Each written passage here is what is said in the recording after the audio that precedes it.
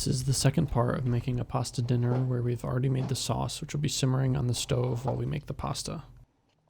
The traditional way of making fresh pasta is to do a well of flour on the counter that you fill with eggs and slowly incorporate the flour into the eggs as you go.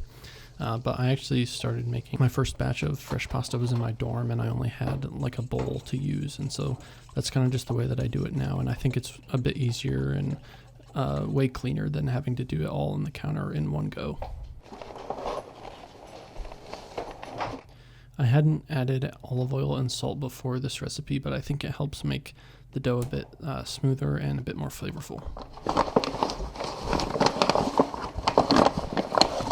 For this meal, we were feeding 6 people, so we made about 2 pounds of pasta.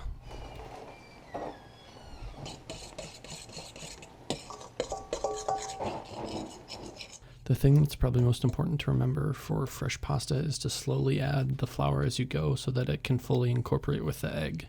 I've found that if I do it too quickly, it becomes really lumpy, and it's hard to get the dough really smooth for when you put it through the roller.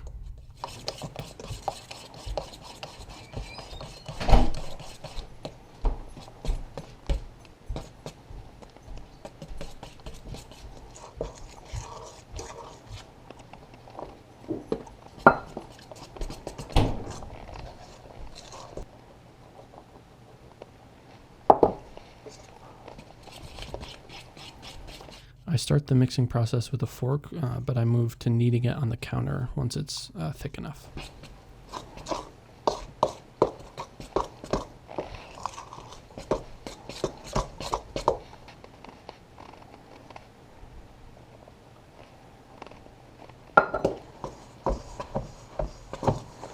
I basically use the fork as a mixing tool until I can't.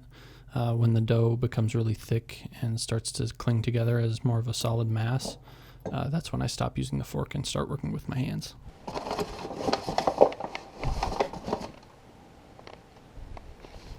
I recommend laying flour on the counter to keep it from sticking to that, and then I put a little bit of olive oil on my hands to make sure that it doesn't stick to me either.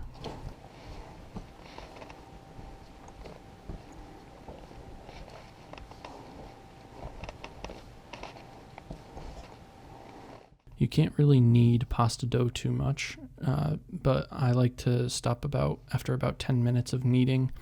By then, a lot of flour should have been incorporated. The dough should have lost its stickiness, and it should be fairly malleable.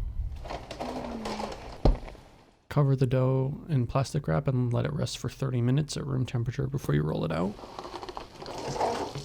We forgot to add sausage to the tomato sauce earlier, so I sauteed that now. I should have covered the pot that the sauce was in because it ended up too lumpy, too dry at the end. Wait, not too fast because I don't want it to miss a small little thing we're sitting.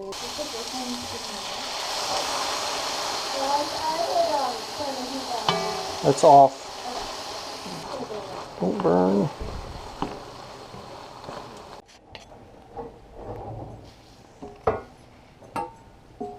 We're not going to do 9 seconds. Liz and I talked about that. To make the dough more manageable for the roller, I cut it into quarters and form it into a rough rectangle shape. You could use a rolling pin to make it even thinner, but the roller that I have seems to handle it pretty well. Silent Night, like twice.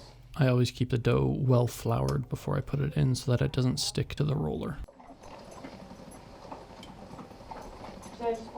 Also flour the counter again here so that your rolled out dough doesn't stick to it. That'd be some. Once you get to your thinnest setting on the roller, I like to cut it in half before I cut it so that the pieces of linguine that you're making aren't too long. No, I want it blending. How close together it is? Mm-hmm. That's how I'm... Some of this and some of this mixing at the same time. Ooh, that's a good length, or a good thickness. What? Carcasses. Not. Imagine a little tail coming out of it and little eyes. That's a rat. For when I tried making tomato sauce from scratch, I would take those. The recipe I had said to take the peeled tomatoes and squish them by hand. Oh yeah. It's so fun. It is fun. Can't do that too many times.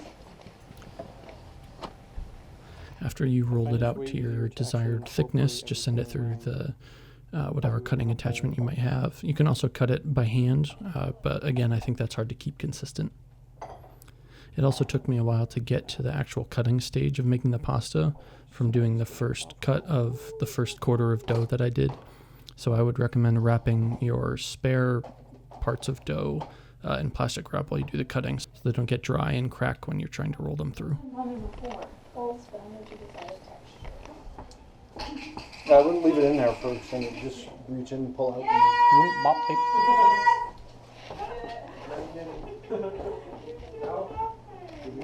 You like this? Is that a bean? Olivia, you need to get more.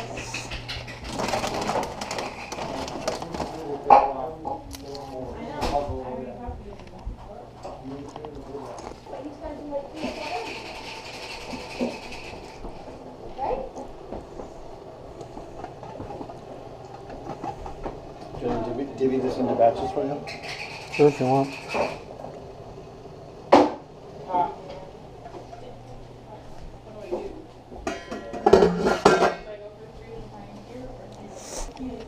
See what I did roughly?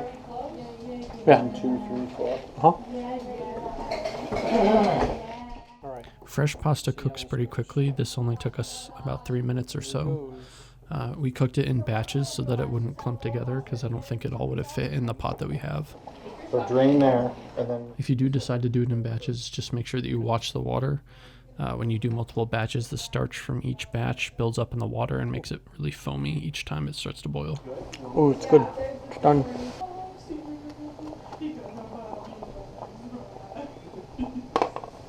What is going on in there? This is yours. This is yours. I'm not here. I really like making fresh pasta because it's really hearty and has a really nice bite to it.